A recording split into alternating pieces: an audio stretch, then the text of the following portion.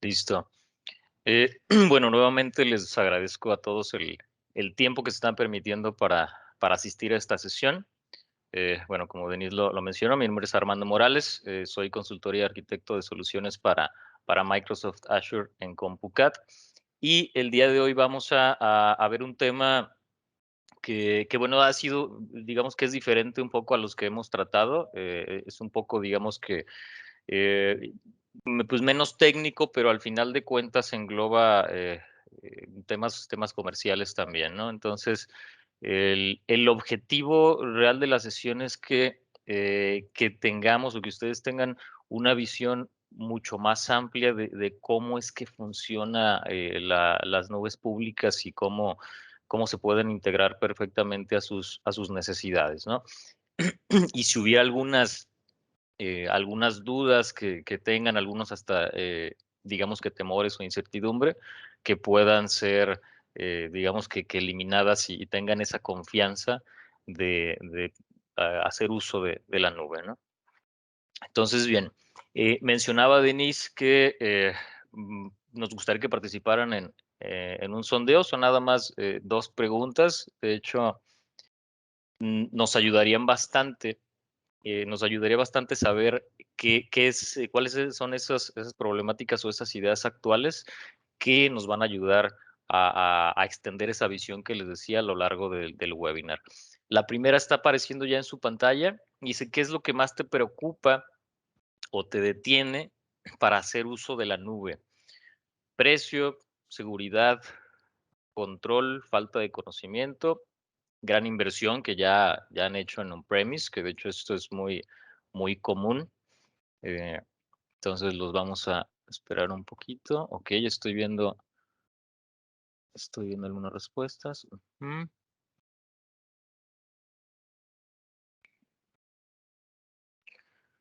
Ok, interesante. Que vamos a dar unos segundos más.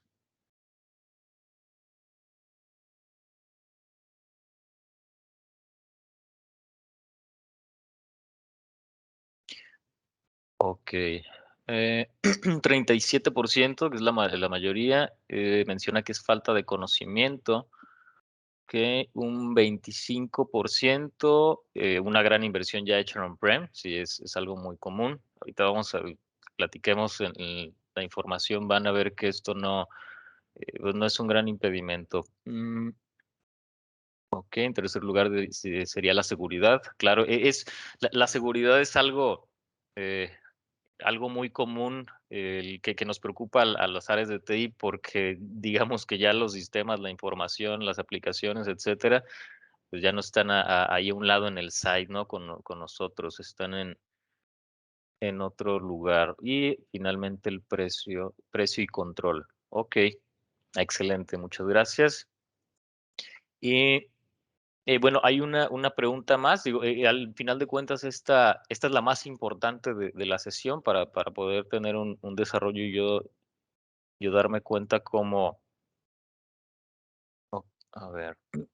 Y, ok, la segunda sería, ¿cuál ha sido tu mayor dificultad tecnológica ante, bueno, la desafortunada situación actual, ¿no? Uno de las primeras opciones es habilitar el trabajo remoto, pero seguro, y también una necesidad de mayor infraestructura on-prem, equipos cliente y o almacenamiento, otra o ninguna. En caso de que sea otra, nos gustaría que escribieran en el chat para nosotros saber qué dificultades realmente se les han presentado y también podamos abordarlas, ya sea en parte de la sesión o también hasta en sesiones de uno a uno, ¿no? Ok, a ver. Habilitar el trabajo remoto seguro, mayor infraestructura están empatados prácticamente y para otros afortunadamente ninguna. Ok, excelente. Muy bien, muchísimas gracias por su participación. Y, y son respuestas que ahorita a lo largo de la sesión de mitos y realidades de la nube pudieran irse resolviendo, ¿no? Esos problemas, digamos. Muy bien, vamos a comenzar. con el material, con la sesión. Bien, de hecho, a lo largo de la sesión vamos a ver 9 mitos y realidades de la nube pública, ¿no? De la nube de Azure, ya un poquito más específico, aunque aplica para otras nubes. Pero bien, la primera, ¿no? Es costoso migrar a la nube, este mito, ¿no? O la nube es cara, costosa. La realidad es que, pues bueno, en la mayoría de los casos no es así, no es cara. La nube realmente ofrece precios muchas veces que una infraestructura local no puede ofrecer. Algunas veces no los vemos porque pues queremos comparar directamente el costo de hardware on-prem contra la renta, digamos, de un servidor en la nube. Y a muchos no les cuadra, pero no vemos más allá de lo que esto implica. Pero bueno, para comenzar con estos puntos, por ejemplo, en la nube tenemos un esquema de pago por uso, ¿no? O un pago a demanda, es el llamado Pay as you go, que le nombran. Esto, al final de cuentas, es un modelo que nos va a ayudar a garantizar que solamente se va a estar pagando lo que usemos. Muchas veces en on-premise o en ambientes locales, lo que hacemos es hacer grandes inversiones en hardware tomando en cuenta una holgura es clásico el de 3 años, ¿no? Por ejemplo. Entonces, en la mayoría de las veces tenemos almacenamiento de sobra, cómputo, me refiero a CPU, RAM, etcétera, de sobra, ¿no? Esperando ahí a que durante el paso del tiempo lo pueda utilizar. Entonces, en la nube no funciona así. En la nube es pago por uso, tanto para temas de cómputo como en almacenamientos también. Hay recursos que tienen diferentes características, algunos ya son, digamos que costos fijos, pero no en la mayoría de los recursos. Otra oportunidad que también ofrece la nube es la reserva de instancias. ¿Qué es esto? Eh, por ejemplo, si nosotros, de un servidor, ¿no? Vamos a poner el ejemplo de un servidor. Lo colocamos en la nube, ponemos nuestra carga de trabajo ahí. Y si nosotros estamos, digamos que seguros que que esa máquina, en este caso, cumple con la demanda que están demandando los usuarios o el servicio como tal, pues vale la pena hacer una reserva o digamos que sería como un contrato de uso a 1 año o a 3 años. Son los únicos, digamos que 2 planes que ofrece la nube en este caso. Y esto va a hacer que mi renta mensual de esa máquina o de esas máquinas se reduzca bastante, ¿vale? Y esto tomando en cuenta también una cosa. Si una carga de trabajo necesita estar operando 24/7, entonces conviene pensar en una reserva de instancia, ¿no? Y puede haber también ocasiones en las que a lo mejor nada más necesito que esa carga de trabajo esté operando de 8 de la mañana a 8 de la noche. Entonces ahí ya no conviene muchas veces hacer la misma reserva de instancia, pero en el esquema de pago por demanda o pago por uso, conviene más, ¿no? Entonces, en realidad, si lo vemos así, este tema sería una optimización de costos. Ahora, de las cosas que yo les decía que muchas veces no vemos, porque queremos comparar nada más así, es qué pasa con la depreciación de los equipos que tengo en on-prem. Muchas veces estamos en un esquema de arrendamiento también on-premise y es ahí también una oportunidad para migrar a la nube. Los gastos eléctricos, también los gastos en seguridad y no solamente hablamos de una seguridad a nivel de informática, sino también seguridad física, ¿no?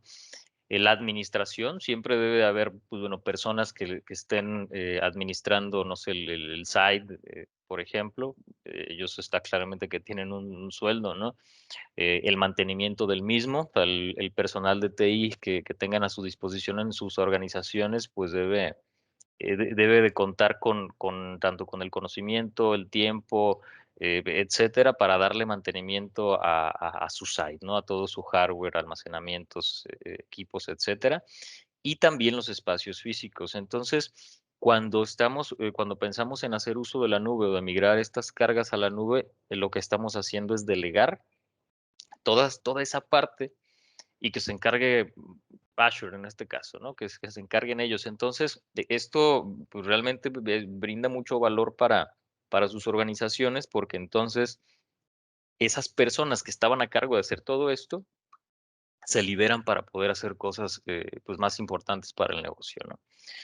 También otra cosa que sucede, la hemos visto, es que algunos clientes hacen alguna implementación o bueno, cualquier persona hace alguna implementación, pero si no lo configuró bien, digamos que no hizo un traje a la medida, entonces pues esto se puede volver en un costo más elevado de lo que debería de ser, ¿vale?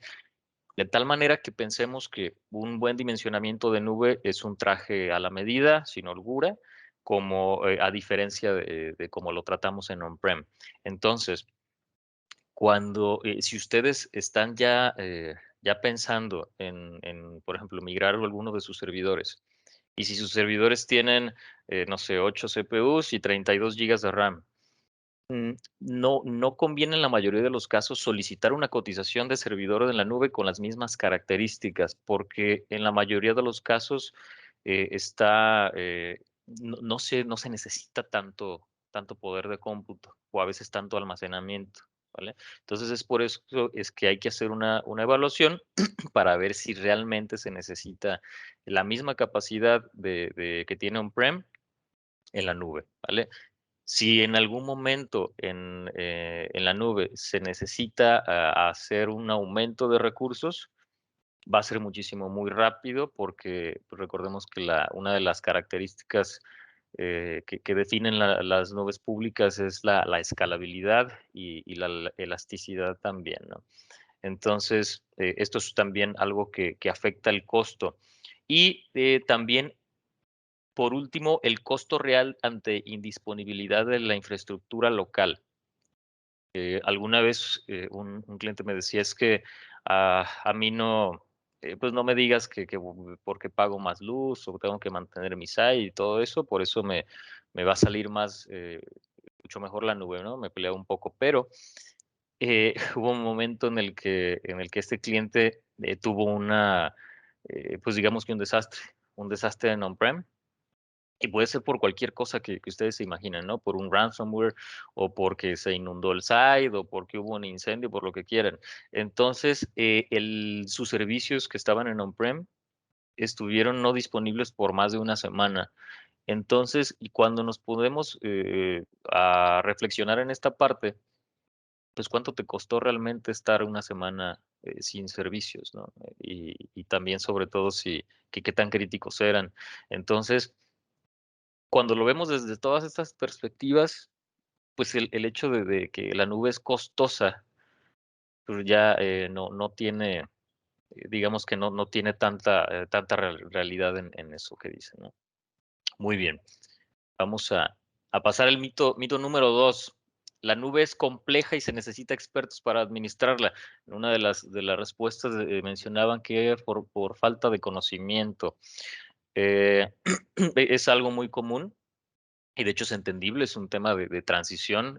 A pesar de que la nube ya tiene bastante tiempo operando, pues bueno, apenas en estos últimos años se ha ido acelerando, ¿no? Entonces entendemos que se necesita cierto acompañamiento, cierto apoyo. Entonces, la realidad de este mito es que, pues bueno, el cómputo en la nube reduce hasta en un 80% la necesidad de administración, de hecho, tiene que ver aquí con el control también que hablábamos y demás. Y porque como lo hablábamos, como estamos delegando responsabilidades de mantenimiento y demás, pues son menos horas de soporte de TI, ¿no?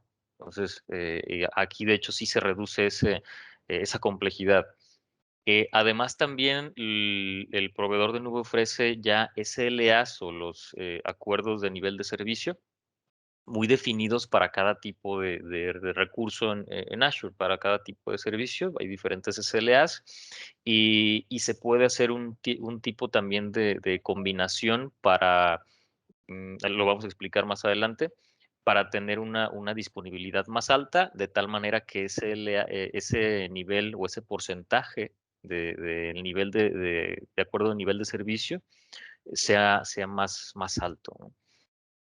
Algo de interesante también, la documentación en línea gratuita, y hay gran cantidad de información, sobre todo ahora que ha sido como un boom el tema del uso de la nube, porque pues digamos que la pandemia nos ha obligado a muchas organizaciones pues a cambiar de estrategia, ¿no? Entonces, y cambiar de estrategia de una manera muy ágil. Entonces, la nube pública es una gran opción para todo esto, ¿no? Entonces, a pesar de que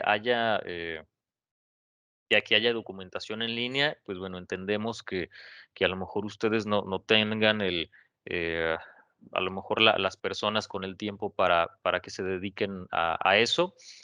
Sin embargo, pudieran también comunicarse, como en este caso, con asociados de Microsoft, con partners, que tengan pues las certificaciones necesarias, el conocimiento necesario para que podamos fungir como sus consultores y que tengan ese acompañamiento técnico y comercial para la adopción de la nube.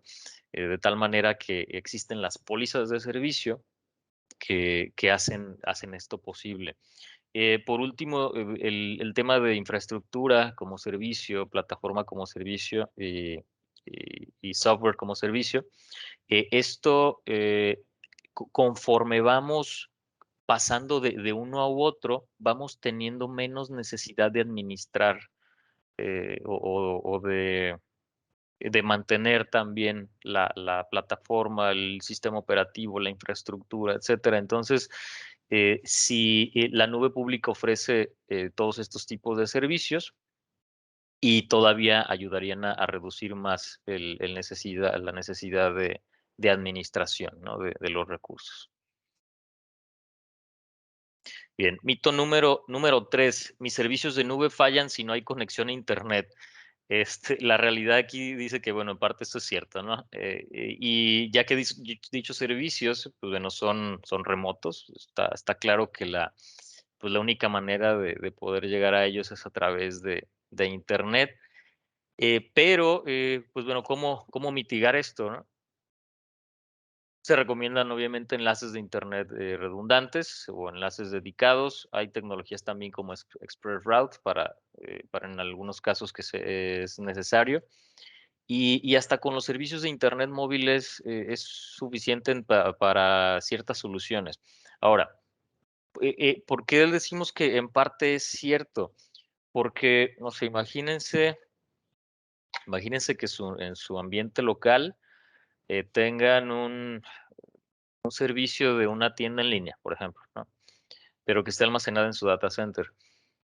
Si a ustedes, si en ese data center donde está alojado esta carga de trabajo, se va la conexión a internet, pues está claro que nadie que quiera hacer uso de esa plataforma en línea va a poder hacer esas compras, ¿no? Hablando del ejemplo de la tienda en línea. Eh, pero si mi tienda en línea la subo a la nube de Azure, y a mí, o sea, en mi mismo data center se me va el internet o la electricidad o lo que sea, okey, a lo mejor en ese momento en mi red no voy a poder acceder al servicio, pero no significa que mi servicio se haya caído, porque está en otro lugar en donde, sería bastante difícil que la conectividad de Internet en los centros de Azure se caiga. Y también sería difícil que a todas las demás personas que están consultando tu tienda en línea, en este caso, que están en otros lugares, pues también tengan la misma falla de Internet que tú tuviste, ¿no? Entonces, digo, depende mucho la solución que estemos tratando. Ahora, y les digo, en parte es cierto, porque si ya en la nube tendríamos, por ejemplo, un ERP que utilizamos desde la red on-prem, si hay obviamente comunicación a servicios on-premise, si hay una caída de internet, pues bueno, va a haber alguna afectación ahí, ¿no? Entonces, depende mucho hay que analizar bien qué tipo de carga de trabajo es la que necesitamos que tenga mayor disponibilidad, que sea más crítica, etcétera, y para saber qué elementos vamos a necesitar colocar en la nube para que esto sea un problema mínimo, ¿no? El tema del Internet. La parte de abajo de servicios de Internet móvil, les decía, depende de la solución. Por ejemplo, una de las respuestas decíamos que uno de los problemas era habilitar el trabajo remoto seguro, ¿no? Por ejemplo, pensemos en aplicaciones y escritorios remotos, ya sea, no sé, Citrix, VMware Horizon, etcétera. Acá en Azure tenemos algo llamado Azure Virtual Desktop, son escritorios virtuales, de tal manera que los usuarios pudieran acceder ya sea a cualquier aplicación que tengamos publicada en la nube, desde cualquier parte del mundo con una conexión a Internet. Y muchos se imaginan que el ancho de banda tiene que ser así súper robusto y no necesariamente. En caso de que tengamos usuarios remotos, si están la verdad es que la mayoría de nosotros tenemos celulares, ¿no? Entonces, y muchos celulares empresariales también, con planes de internet, etcétera. Entonces, supongamos que bueno, se va la conexión a internet del proveedor de servicios, ¿no? Del Wi-Fi. Esto no, ok, tuvo una interrupción de esta conexión, pero no significa que durante ese lapso en donde puede restablecer el servicio, yo no puedo utilizar mi internet móvil, ¿vale? Que pudiera ser no muy, digamos que una banda ancha no muy alta, pero basta con acceder al servicio de Azure Virtual Desktop para que nuestros usuarios, perdón, puedan hacer uso de sus escritorios y de sus aplicaciones remotas, ¿no? Entonces, es lo que les digo, hay un montón de tipos de soluciones que se pueden evaluar para que esto realmente no sea un problema, ¿vale? Vamos a continuar. El mito número 4, la nube no es para ambientes productivos o críticos. Esto la verdad es que ya es una idea del pasado. Azure actualmente tiene operando ya más de 10 años. Y era lo que les decía hace rato, ¿no? Los SLAs o los acuerdos de nivel de servicio, Azure ofrece un mínimo de 99.9% de disponibilidad, ¿no?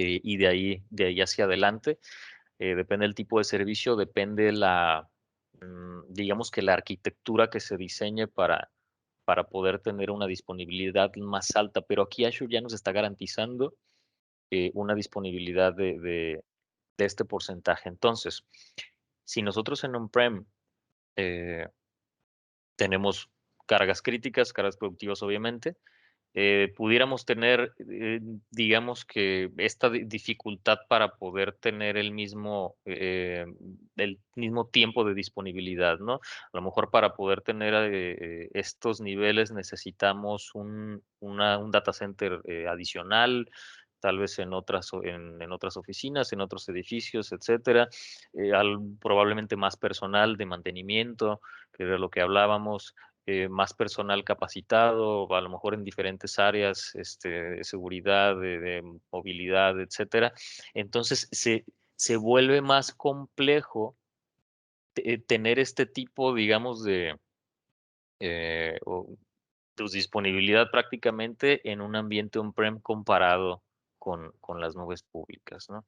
Entonces, aquí es donde debemos de cambiar esa visión. Y de hecho el mismo Azure dice que, pues vaya, los servicios productivos y críticos deberían de ser los primeros en migrarse por este tipo de niveles que ofrece la nube. Y también otra cosa es que tendrán la tranquilidad del acompañamiento de socios de nube certificados como nosotros y también directamente de Microsoft, ¿no? Entonces es una gran oportunidad que nos ofrece la nube pública para esta parte, ¿vale? De hecho, bueno, quisiera dar otro ejemplo de la slide anterior. Eh, por ejemplo, en- conocemos una empresa en donde, digamos que por el tema de la pandemia, pues bueno, todas la mayoría de los empleados tuvieron que ir a casa. Entonces, el trabajo remoto se volvió un reto porque en esa área habría muchos problemas de electricidad, ¿vale? Y a pesar de que, pues vaya, los sistemas estaban bien, la manera de llegar a ellos pues no estaba caída. Entonces, esto obviamente era algo crítico para la empresa, pero ya eran problemas ajenos o que estaban fuera del control de esa organización. Ya era un tema más bien de infraestructura eléctrica de la zona. Y eso muchas veces es difícil de controlar o de resolver eh, lo más rápido posible, ¿no? Entonces, aquí, si en ese tipo de casos, la mejor idea sería hacer una migración y es así como se hizo en el caso de este cliente y ya no dependemos absolutamente nada de on-prem, ¿no? Pero bueno, era un comentario más ahí. Mito número 5. Conservar los datos localmente es más seguro que en la nube. La verdad es que Microsoft es líder como proveedor de nube, y todo esto es gracias a sus 4 principios, ¿no? Fundamentales, que es la seguridad, privacidad, cumplimiento y transparencia. La verdad, sería un tema muy, muy amplio, hasta para un webinar específico hablar de todo esto, pero de hecho hay una liga abajo que les mostraría toda la información completa en caso de que deseen averiguar más. Pero de hecho, lo que está comprobado es que de manera local siempre se asumen más riesgos de pérdida de información, ¿vale? Y volvemos a lo que platicábamos. A lo mejor un fallo eléctrico también, un problema eléctrico pudiera dañar equipos o también los almacenamientos, pues bueno, tienen también cierto tiempo de vida. eh, Hay que estar en continuo mantenimiento, configurar alta disponibilidad para los servicios, etcétera. Y entonces esta pérdida de información se minimiza una vez que la migramos o que la estamos utilizando en un proveedor de servicios como es Microsoft Azure. Y es por todas esas como certificaciones de seguridad, de cumplimiento, etcétera, que nos van a dar una tranquilidad, pues digamos, más amplia comparada de tener todo nuestro ambiente en on-prem. Quiero tocar también una parte que dice nube redundante. Esto es interesantísimo porque el tema de los datos, pues bueno, creo que para mí es lo más crítico para cualquier organización, ¿no? Los datos. Y entonces en Azure tenemos diferentes tipos de redundancia, ¿vale? Y esto aplica para servidores de archivos, para bóvedas de respaldo, para máquinas virtuales, para cantidad de cosas, ¿no? App services, etcétera, en donde tenemos bueno, esas son las principales, hay algunas más, pero las principales son redundancia local, redundancia de zona y geográfica. ¿Esto qué significa? Por ejemplo, en Azure tenemos regiones, ¿no? Nosotros solemos aprovisionar en Estados Unidos, pues en las regiones de Estados Unidos, porque tienen la menor latencia hacia México. Esperemos ya en algunos años que se termine el data center de México para, pues bueno, tener pues mayores beneficios. Pero el caso es que en cada región normalmente hay digamos que 3 data centers, ¿vale? Pero están en la misma región de Azure.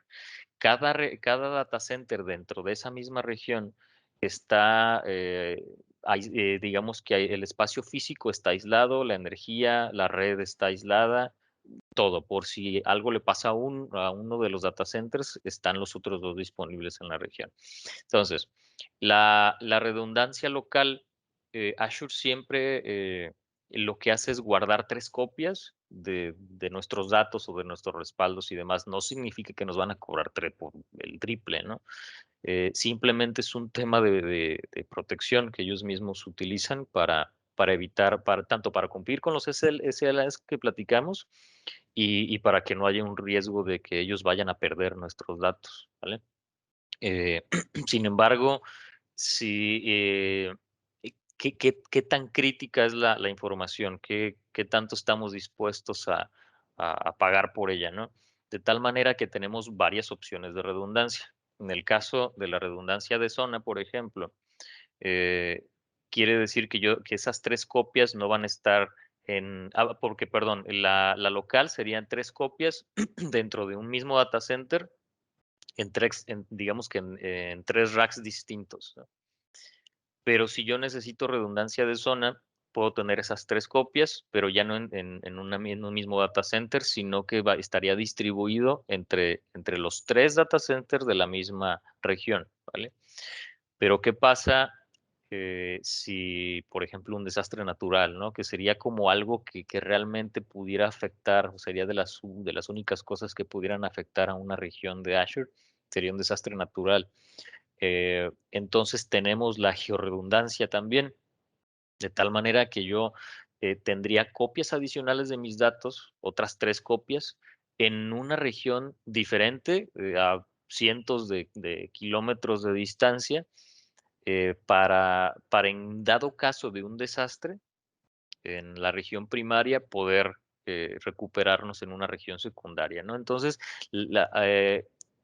el tema de la seguridad y alta disponibilidad, eh, aquí ya se ve, pues se ve un impacto muchísimo mayor a comparación de hacerlo en on-prem. ¿Se puede en on-prem? Sí, pero pues bueno, necesitaríamos una inversión muchísimo más grande para poder tener dobles centros de datos en regiones diferentes, pero más personal, doble de personal a lo mejor, más energía, más administración, control y todo lo que hemos estado hablando, ¿no? Entonces, bueno, los invito también, si quieren profundizar más en el tema de seguridad, de cumplimiento, transparencia y privacidad de datos que maneja Azure, están en esta liga. En caso de que no lo puedan apuntar directamente, en un buscador en línea pudieran buscar eh, Trusted Cloud Azure para poder redirigirse, ¿vale? Bien. Mito número 6. Y esto sigue siendo seguridad, ¿no? Los espías cibernéticos accederán a mis datos si están en la nube. Y esto yo creo que es el miedo de muchísimos, ¿no? Mm. La realidad es que, pues bueno, existen controles de autenticación, de autorización, que no es lo mismo, eh, seguridad basada en inteligencia artificial, firewalls y una cantidad de servicios y de recursos que ofrece Azure para controlar todo esto del tema de seguridad, ¿vale? Y el nivel de seguridad, esto hay que tenerlo muy en cuenta, porque dicen, es que la nube es insegura. Digo, y es que no es insegura. La nube, en este caso Azure, te pone todas las herramientas. Y imaginemos lo siguiente, que, que Azure es un rompecabezas, ¿vale? La nube pública es un rompecabezas. Entonces, eh, ¿qué tanta seguridad necesitas? Ok, ¿qué tantas piezas entonces de ese rompecabezas necesitamos unir para que en conjunto sea una solución de seguridad más robusta, ¿no? Entonces, es así como funciona. Azure tiene un montón de recursos que están apuntalados al tema de seguridad y nosotros depende de la solución, qué piezas se necesitarían y hay muchas que son hasta extras, o sea, no significa que vaya a ser inseguro tu sistema, pero qué tanto quieres pagar digamos, por una seguridad más amplia. Entonces, también depende de una buena configuración, ¿vale? Muchas veces tenemos a lo mejor esas piezas ahí, pero si no están bien configuradas, podemos tener, pues bueno, fugas o problemas ahí de seguridad, ¿no? Entonces, era lo que les decía, Azure ofrece diversas soluciones que se complementan para un esquema, le llaman defensa en profundidad, no Deep Defense, perdón. Y es lo que vemos del lado izquierdo, ¿vale? Este es el esquema de defensa en profundidad. Hasta abajo, digamos, están los datos, ¿vale? Y podemos tener, y estos son ejemplos, ahí no cabría aquí en el slide, pero para los datos en Azure tenemos tecnología de cifrado, por ejemplo, TLP, que es prevención de pérdida de datos, clasificación de información, auditoría, cantidad de cosas, ¿no? Entonces, esa sería como la primera capa de seguridad, ¿vale? Todos son capas. Y luego, a nivel de la aplicación, podemos tener controles de control de acceso, antivirus, antimalwares, etcétera, ¿vale? A nivel del host, en este caso pudieran ser, no sé, máquinas virtuales, ¿no? Por ejemplo, aquellos que están haciendo ese host de nuestra aplicación y de nuestros datos. El tema de actualizaciones es importante. Eh, en Azure siempre, siempre hay un tema de parches de seguridad constante, actualizaciones, siempre las nuevas versiones disponibles, tanto para sistemas operativos, bases de datos, etcétera. Eh, Cuentan también con una evaluación de seguridad continua, no solamente para los recursos, en este caso el host, sino también a nivel de red, de puertos, etcétera, ¿no? Entonces, la capa que sigue sería la red interna, y esto podemos controlar la seguridad a través de segmentos de red, de una red distribuida, tablas de ruteo para controlar el flujo de los datos, de la información, los NSGs, que se traduciría como grupos de seguridad de red o Network Security Groups, en donde controlamos el acceso a los puertos que van a estar permitidos, TCP, UDP, etcétera, ¿no? El flujo también, los permisos, digamos, a nivel de puertos. Entonces tenemos cada vez más capas de seguridad. Y luego a nivel del perímetro podemos tener firewalls virtuales, túneles de VPN para que digamos que el acceso desde ese punto, desde ese perímetro de la nube hacia el nuestro, ya sea de un usuario hasta Azure o desde una organización hasta Azure, sea segura. Entonces, esta es una capa adicional. Y luego seguridad física, esto lo aclaramos, lo estamos viendo en una perspectiva del centro de datos de Azure, y es cómo están diseñados esos centros de datos, ¿vale? De manera interna, de manera física, pues bueno, tienen vigilancia 24/7, hay un tema de alarmas, controles ambientales también para mitigar algún posible desastre natural, y todo eso también está contemplado. El control del acceso físico de las personas o de los ingenieros a los data centers, etcétera, ¿no? Cantidad de cosas que se pueden imaginar. Entonces, también la seguridad física.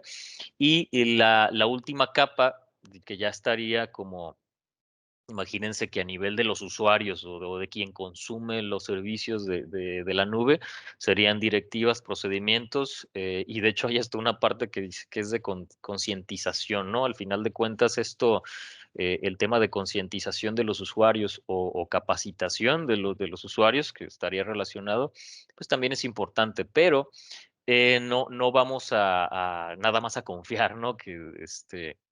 Pues que nuestros usuarios nos van a hacer todo el caso del mundo. Es por eso que utilizamos sistemas de autenticación, como sería AD o Active Directory. Podemos sumarle capas a esa autenticación, que no nada más por conocer su usuario y contraseña lo vamos a dejar pasar para que puedan llegar hasta las capas más profundas de esto que estamos hablando, como son los datos, que es de los más importantes. En todo caso, podemos poner sistemas de acceso condicional, por ejemplo, basado en políticas de control de dispositivos, de controles de seguridad, en donde podamos utilizar datos biométricos para usar un tema de MFA, ¿no? Por ejemplo, de multifactor, autenticación multifactor. Y hay más cosas, ¿no? Pero estas son como las principales, de tal manera que un esquema de defensa en profundidad es digamos que la mejor estrategia que podemos tener. Y como les decía, ¿qué tantas piezas en nuestra arquitectura van a ser necesarias para tener el grado de seguridad que nosotros deseemos tener en la nube, ¿no? Entonces, el mito 6 se desmorona, perdón, con todas estas capas de seguridad que la nube ofrece. Bien, mito número 7. Todo funciona mejor en la nube. Y la verdad es que no, no siempre funciona, también no es así, es una realidad y es por lo siguiente, algunos aplicativos y dispositivos no, pues no corren en la nube, ¿no? Así es, ya por un tema de obsolescencia o cualquier otra cosa, o compatibilidad simplemente. Pero aproximadamente el 80% de las aplicaciones, por ejemplo, ya estarían listas para la nube. Pero también de qué depende todo esto. El primero, ¿no? Puede depender del sistema operativo. Azure, por ejemplo, ya no nos va a permitir virtualizar un Windows Server 2003. No, o un Windows XP. O sea, pues no. Y hay organizaciones que tienen sistemas instalados en estos sistemas operativos y en algunas ocasiones no los han modernizado o actualizado no porque no quieran, sino porque el sistema o el diseño de ese sistema o de esa aplicación no es compatible con sistemas operativos más nuevos y hacer una reingeniería pudiera ser costosísimo. Sí son algún tipo de problemas con los que se pueden enfrentar algunas organizaciones, por eso es que la realidad es que no siempre, ¿no? Para eso sería necesario hacer un análisis.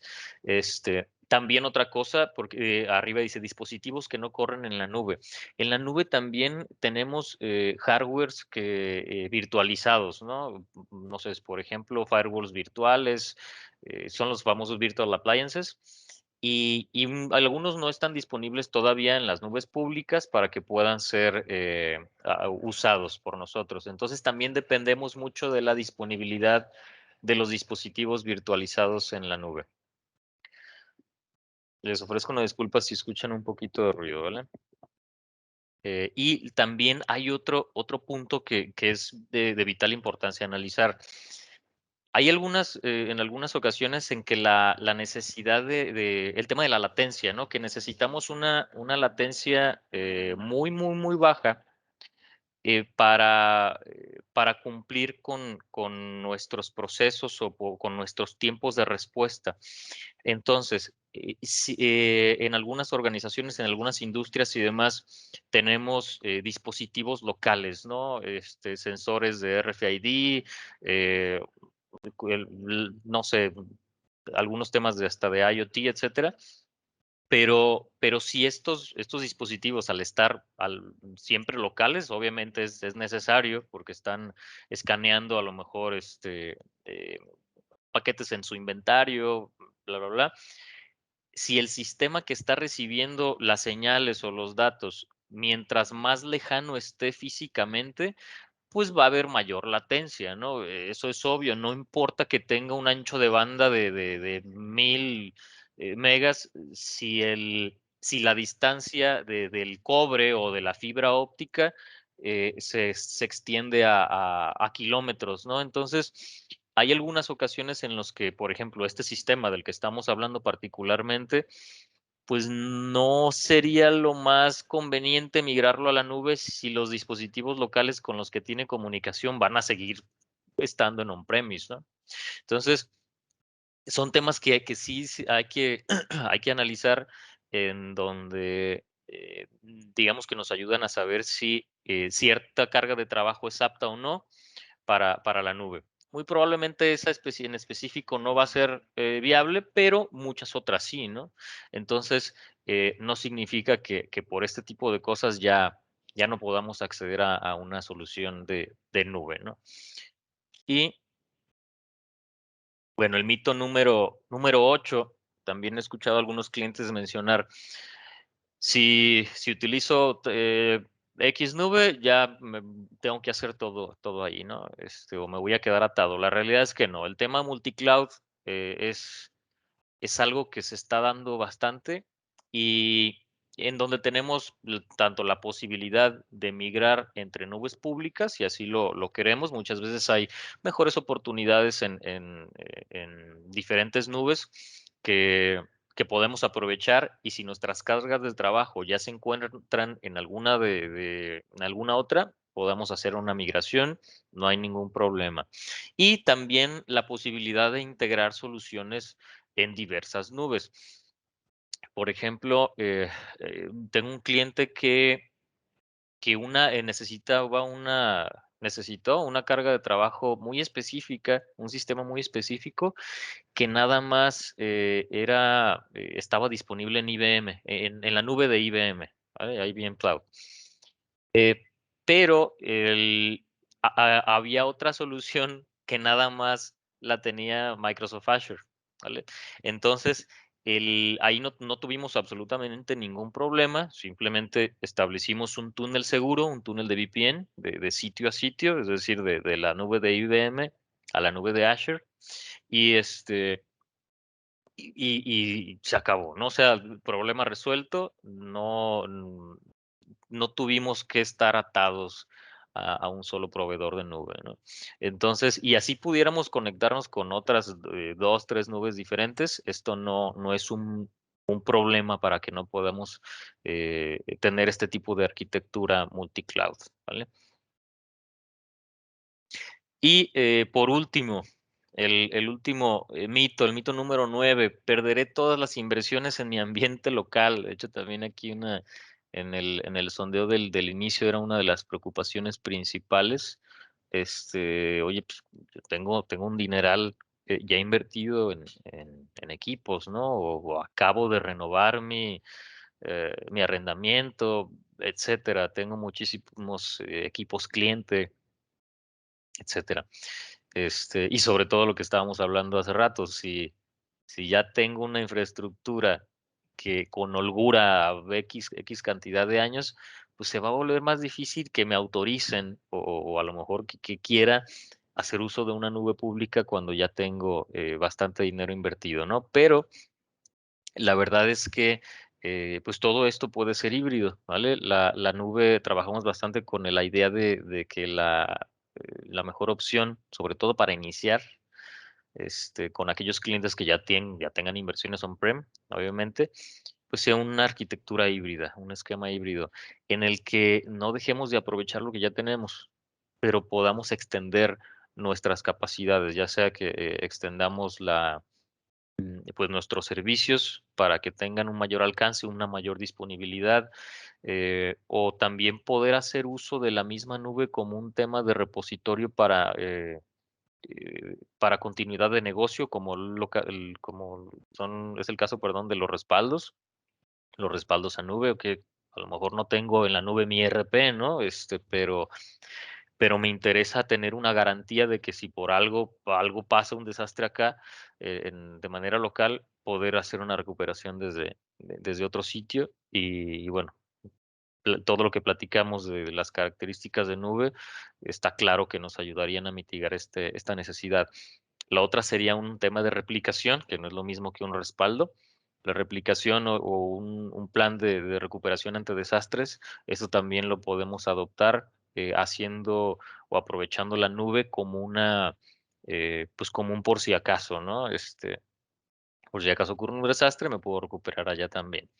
Eh, el tema de aprovechamiento también, esto se vuelve interesante. Si ya tengo licenciamiento, ya sea de Windows, SQL o el licenciamiento de acceso, las CALs para los usuarios, siempre y cuando tenga software assurance, esto es importante que lo tengan en mente, puedo aprovechar esos licenciamientos para reducir los costos mensuales de mis recursos en la nube, ¿vale?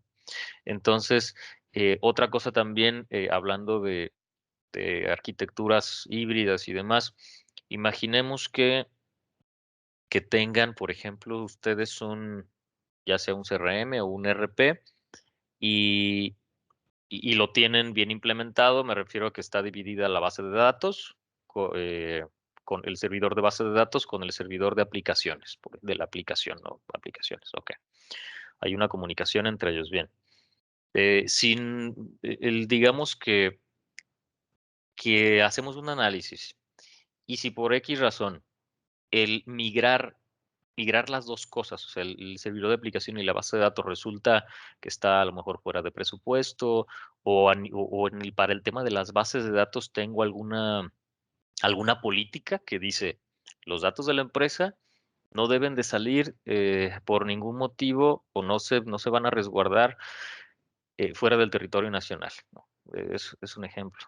O no, es que ya tengo una inversión grandísima en seguridad perimetral, firewalls y todo muy, muy bien, y no me conviene migrarlo, ¿no? Entonces, ya sea por seguridad, por costo, o por lo que ustedes quieran, pero la base de datos no sería una opción para migrar. La aplicación a lo mejor, pues bueno, no hay nada guardado ahí, es solamente la aplicación que conecta a mis usuarios o a mis clientes con todo mi servicio que al final de cuentas llega a la base de datos. Ok.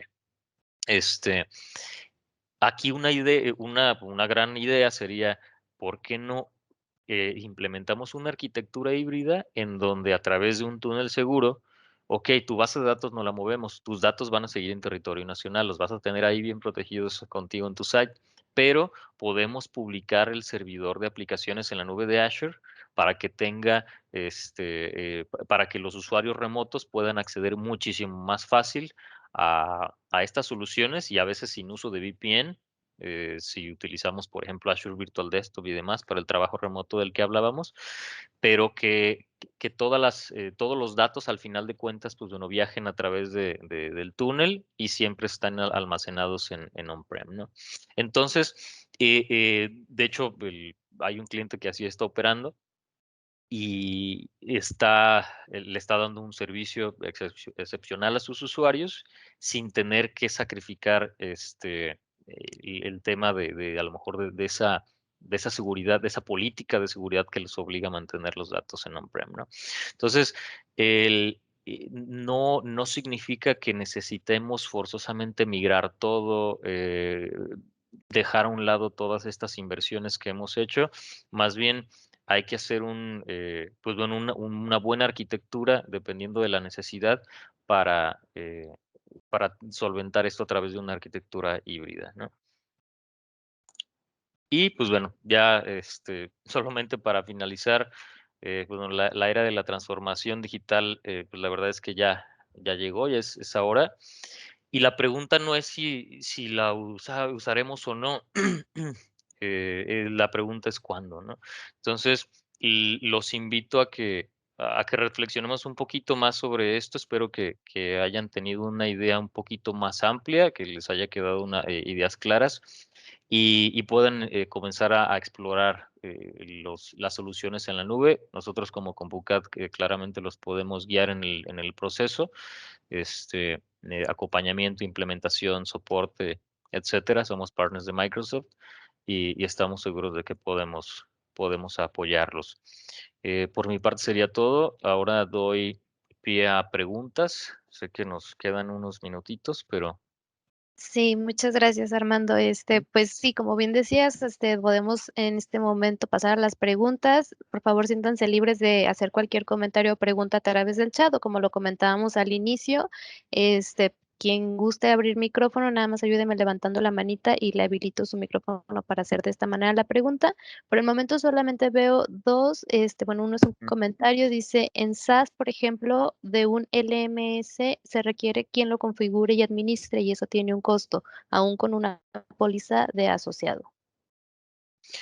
Sí, digamos que para soluciones SaaS es lo único que te pide la nube, ¿no? Que la configuración. No sé, por ejemplo, en Azure, bueno, más bien en la nube de Microsoft, por ejemplo, Microsoft 365, o para la parte de Azure sería Azure DevOps, por ejemplo, son soluciones que son SaaS, pero al final de cuentas, pues sí, El usuario, de todas maneras, debe de tener, pues bueno, cierto nivel de conocimiento para la configuración, para la administración.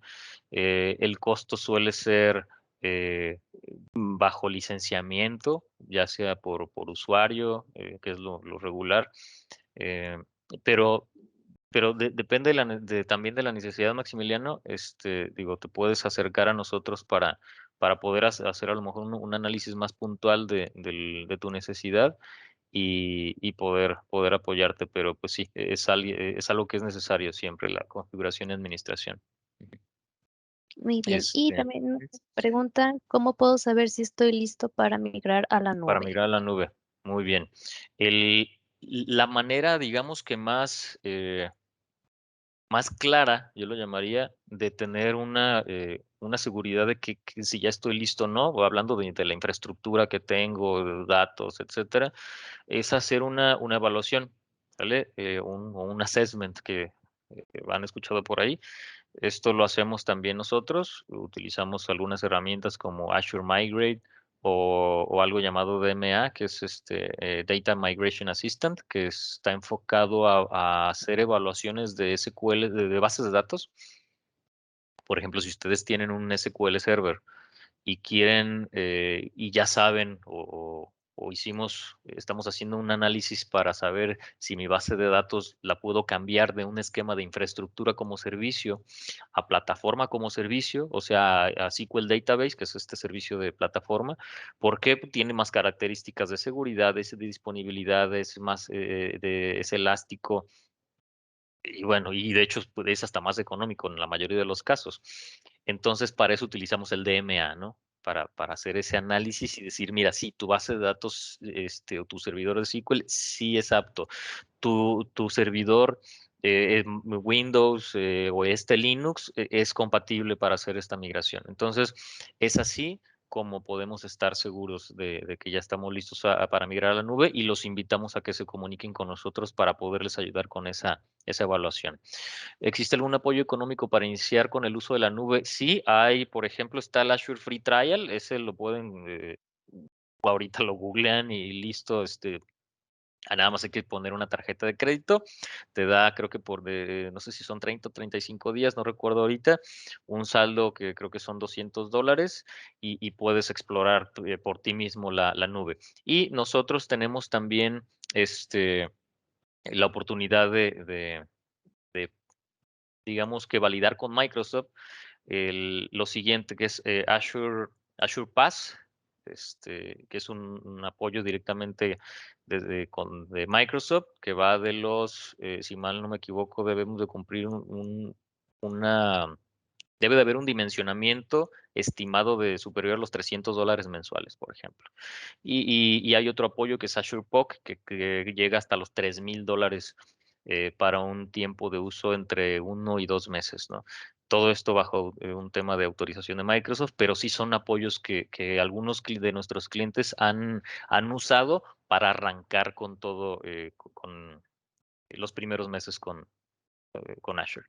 Cuando mencionan un esquema híbrido, ¿cómo funcionaría? Yo actualmente tengo todo en premise. Gracias, Bernardo. El esquema clásico es, por ejemplo, si tú tienes un gateway o tu firewall, ¿no? Llámese Checkpoint, Palo Alto, lo que sea.